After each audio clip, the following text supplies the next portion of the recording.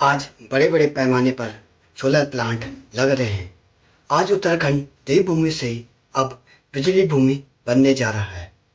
पूंजीपति लोग और बड़ी बड़ी कंपनियां नेताओं के साथ मिलकर गांव वालों की जमीन चंद पैसों में ले रहे हैं और उन्हें चंद पैसों का लालच देकर उनकी जमीन लीज पे या पैसे से खरीद कर प्लांट के। नमस्कार साथियों, आज बड़े पैमाने पर उत्तराखंड में सोलर प्लांट लग रहे हैं।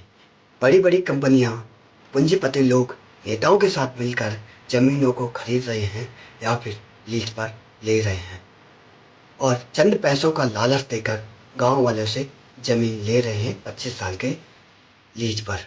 और गांव वालों भी इस लालच में फंसते जा रहे हैं और वो लीज पर जमीन देने के लिए तैयार है या सीधा पूरी की पूरी जमीन बेचने के लिए तैयार है। जो अपनी जमीन नहीं दे रहा है उससे प्रेशराइज किया जा रहा है, उस पर फोर्स किया जा रहा है ताकि वो अपनी जमीन दे। ऐसा ही 1978 में हुआ, जब बांध बनाने के लिए हमारी जमीनें ली गई और आज भी हमारे पूरे के पूरे शहर तबाह हो गए टिहरी डैम बनाने में, ताकि हम इस देश के लिए बिजली उत्पादन कर सकें। और ऐसा ही आज हो रहा है उत्तराखंड में। पूरे की पूरी जमीन कब्जे में ली जा रही है ताकि वो सोलर प्लांट लगा सके। आखिरकार इन प्लांट्स को लगाने में किसका फायदा हो रहा है? पूंजीपतियों का, उन बड़ी बड़ी कंपनियों का और उन नेताओं का जो उनके साथ जुड़े हैं।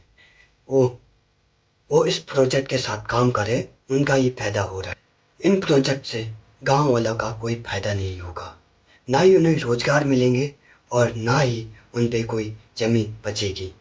आखिरकार सरकार इन सोलर प्लांट के ऊपर ध्यान क्यों नहीं दे रही है? इतने बड़े पैमाने पर ये प्लांट लग रहे हैं, इन पे ध्यान क्यों नहीं दे रहे हैं? कृषि योग्य भूमि को अयोग्य बताकर ये सोलर प्लांट के लिए लीज पर जमीन ले रही है।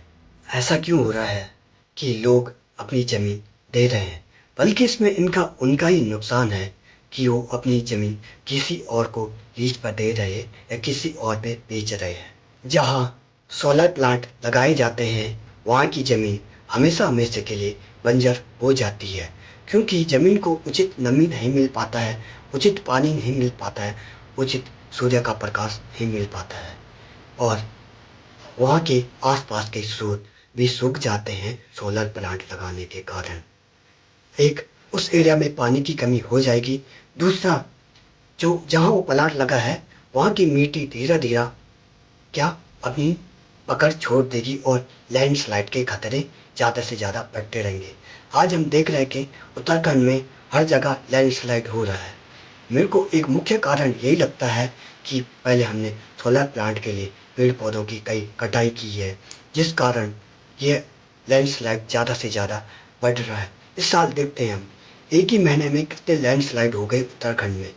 ये मात्र एक कारण जो है वो यही है कि हमने सोलर प्लांट के नाम पर कई पेड़ पौधे काट लिए।